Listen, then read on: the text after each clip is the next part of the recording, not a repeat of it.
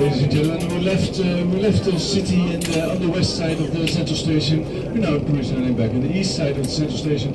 This is East Harbor, East Dock, and the area in front of us is called the Open Harbor. Open Harbor, it's been called Open Harbor since 1600 already, and in that time it really was an open harbor. You know, the islands in front of it weren't there yet, and you could sail from here into the South Sea and then straight into the North Sea, something that's not exist anymore. This is in the old days when the big merchant ships arrived, when they came back from their journeys to Asia. They went there for trading, there were the merchant vessels, and they came back with spices, pepper, nutmeg, cinnamon, cloves, ginger, but also tea and coffee, tobacco, and China ware, etc. And this is where they landed, and this is where the cargo was taken out and traded. Just a minute. So, the houses in front of us all built around 1700. On the right, everything is built after the year 2000. That's New Amsterdam, the new head office of Booking.com. You see on the far end, it's not even finished yet. The Conservatorium, that's the Music and Dance Academy. And next to that, you see the OBA. I can recommend it. It's a public library, but when you go inside, you take the elevator to the top floor. They have a restaurant with a terrace outside and with a magnificent view over the city. It's really nice. You have the same view from the Hilton Hotel, just a little bit further away. They also have a bar at the top, but believe me, the OBA is a lot cheaper, but it's up to you. What else you see? You see there's a Chinese restaurant over there. That's one of the biggest floating restaurants in Europe. In fact, it's a copy. The original is in Hong Kong. And in Hong Kong, the restaurant has a capacity of 1,500 people. So when they finished building this one, they had an opening party and they invited 1,500 people for the party. And the same day, the restaurant nearly went down. And then they tried to figure out what went wrong. And then they discovered that 1,500 Dutch people are heavier than 1,500 Chinese people. So this has a capacity of 1,100, just in case. What else you see? You see all these boats over here. You see that it looks like a docking area, but it's not. It's a residential area. People live there. It's all houseboats. You know, in these houseboats, there are many houseboats in Amsterdam, about 2,500 of them, and they come in all different forms and different colors. There's converted freight boats, towboats, on the left passenger ships. This is some kind of water caravan, it's not even a boat, it's never been a boat. And next to that, on the two-story building on top, that's a bit special, made of concrete. It was built in England during the Second World War, and it was used to transport ammunition and material from England to Normandy. The boats like these were active in the war. I spotted about 9 of these boats in the canals of Amsterdam, all converted to houseboats. And they're not that pretty, but who cares? You know, it's the keel is about 2 meters deep, and this is bigger than it seems. There's an entire floor beneath the surface of the water.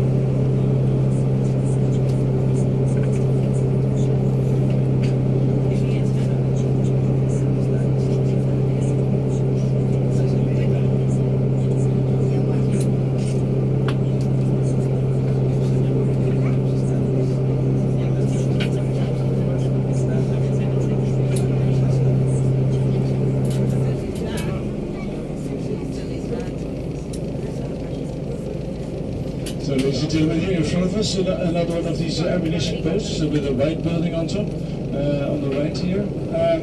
Imagine this, after the Second World War, somewhere in 1950, there was a great house shortage in Amsterdam, and someone decides to take one of these ammunition boats and take them to Amsterdam for scraps. And you build your own house on it, you live in it for 50 years, and in around 2017 you sell it for 1.6 million euros. That's not a bad deal, is it? So we're now heading for the Pepper Bridge, ladies and gentlemen. The Pepper Bridge is, it's called the Pepper Bridge because it leads to the Pepper House on your left. Opposite the bridge is one of the cutest warehouses of Amsterdam. It's used to store pepper, and in the 17th century, pepper was extremely expensive. A kilo of pepper was about the same price as a kilo of gold. So they had to bar the windows, as you can see. It's over here with the green shutters before the window, and that was of course to keep the thieves out and the pepper.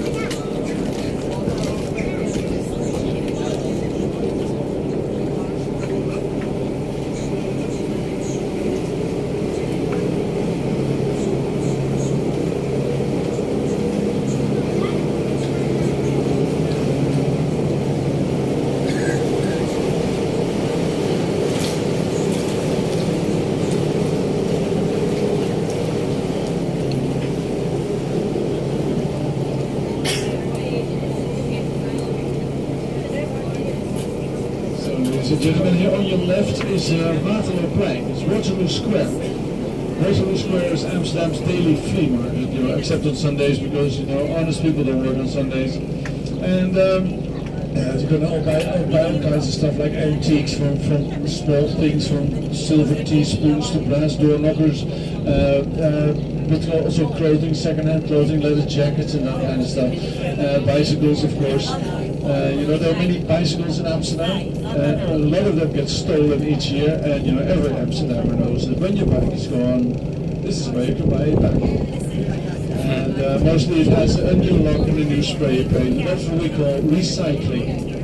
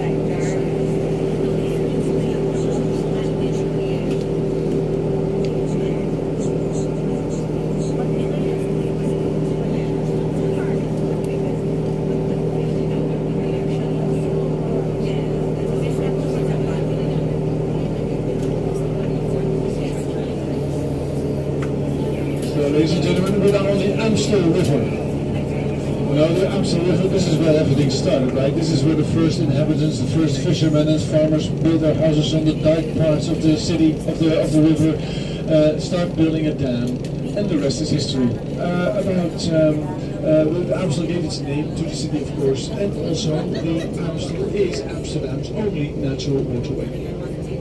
So all the islands, all the canals, everything is man-made here during the 17th and 18th century, most of it by hand.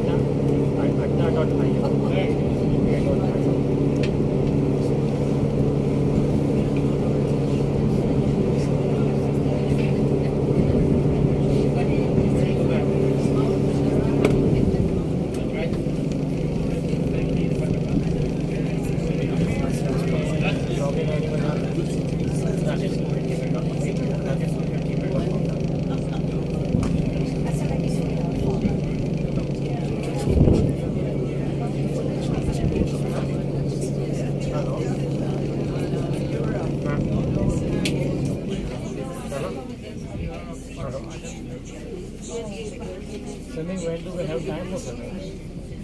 When do we have time for swimming in Toronto?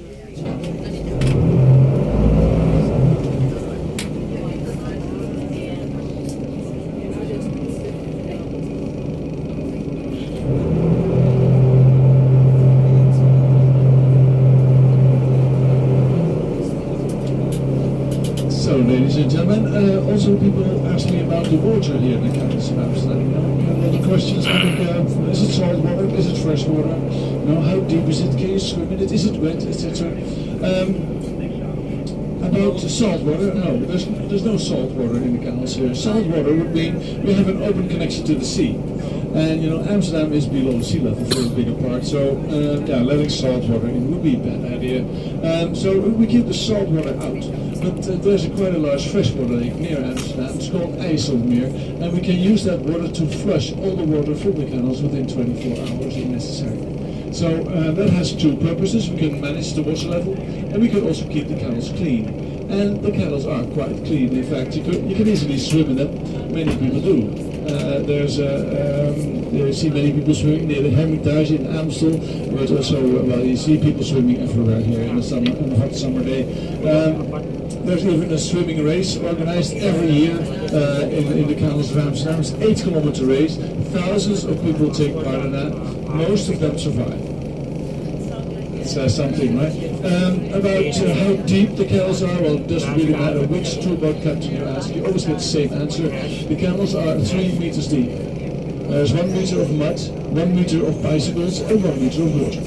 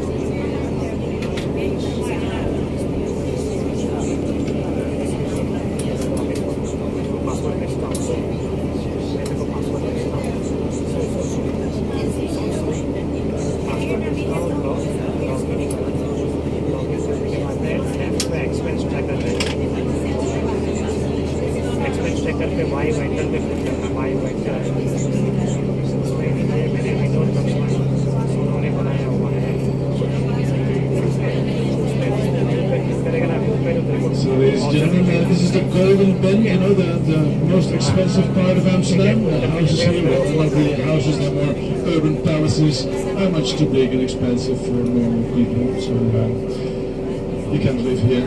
And the houses here cost somewhere between 15 and 20 million euros each. And that doesn't mean the rest of Amsterdam is cheap. When you buy a canal-side house, a normal canal-side house, not as big as this one, but really smaller, you pay about $1 million per floor. So that means when you have buy a three-story house, you pay something between 2.5 and 3 million. There's an average house price in Amsterdam. The average house price is about 7,000 euros, a little under 7,000 euros per square meter. So it's when you buy a small apartment here, maybe somewhere outside the center, second floor, 5 meters wide, 10 meters deep, you pay between 300 and 350,000 euros. 5 by 10 is not that big for the people who don't use the metric system. It's about half the surface of this boat. Oh yeah, parking space is not included.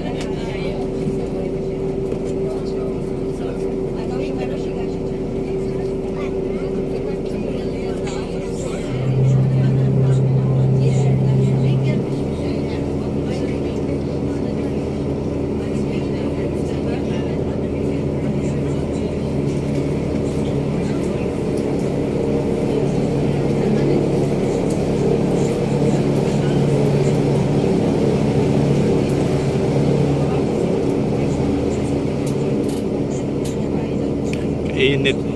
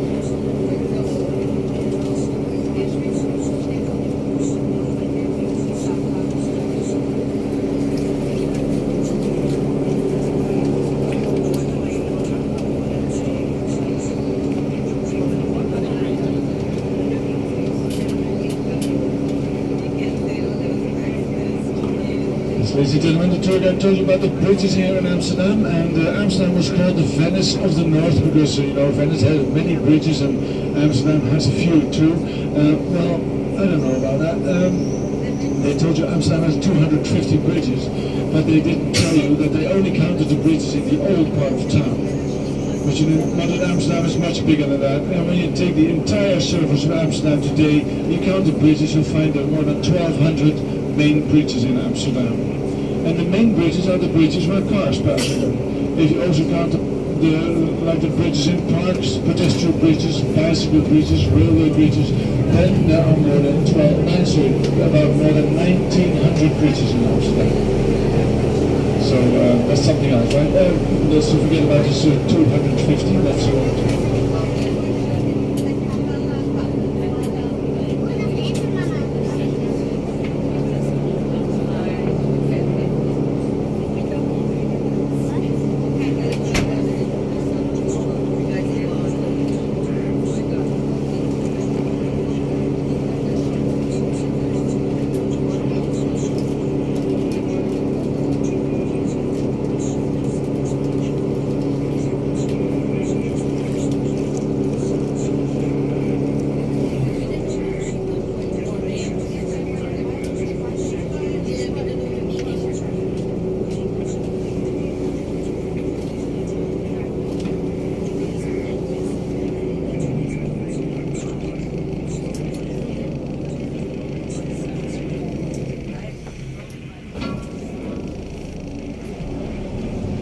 Yes, ladies and gentlemen, we have to make a little detour here because the canal is blocked up ahead a bit. So there's going to be a couple of really tight corners, so hold on to your seats.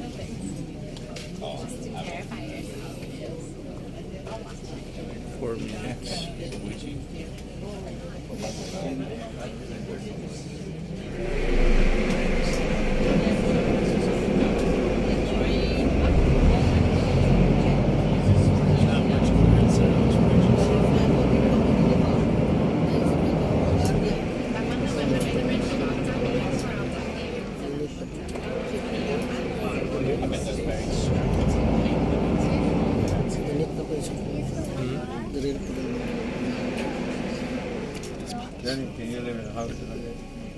Why not? It's anchor. It's anchor.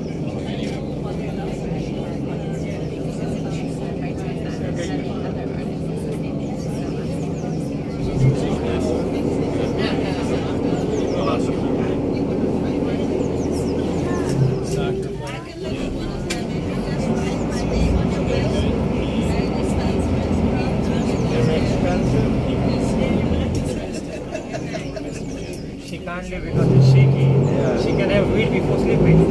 Simple. All of them have to walk. They have to walk right in front. She can have household like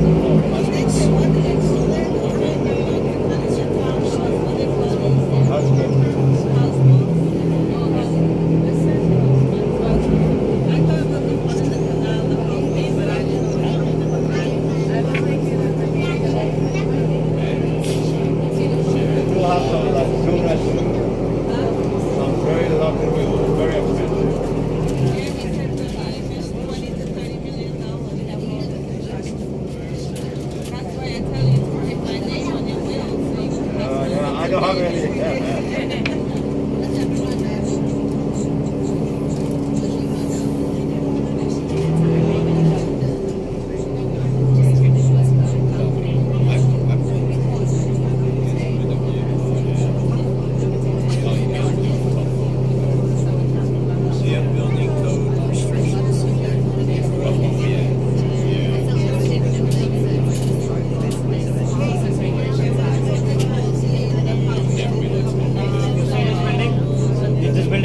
construction going on? It's just so interesting because here they must have realized the space. It's like a plaza in the text. It's space is first tied out to be here in the back and so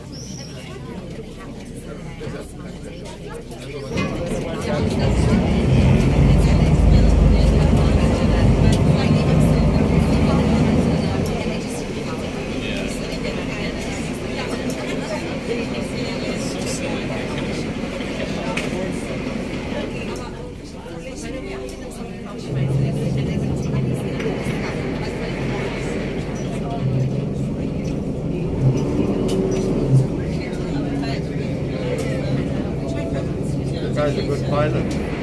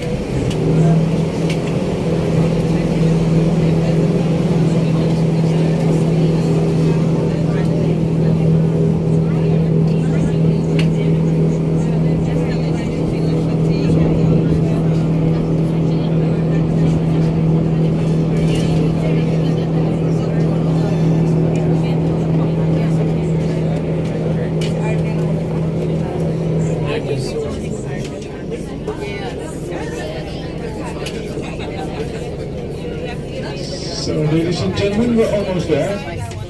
I hope everybody enjoyed the tour. Alright, give me a couple of minutes to dock the boat. I'll let you know when I'm ready. And when we get out, maybe it's a good idea to organize it a little bit. It's best when the people in front leave first. So you go first, this table. Then you, like this all the way to the back. And have a little patience and keep a little distance and everything will be fine. Alright? Don't forget your personal items, ladies and gentlemen. I find all kinds of stuff in the boat, so take it with you. I don't want your sunglasses or your caps or your hats or your iPhones or so. Take them with you, they're yours.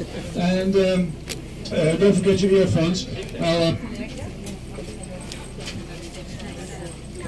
can throw them in the bucket over here, and we can refurbish them. If you want to tip the driver for outstanding performance and fabulous driving, there's no wooden shoe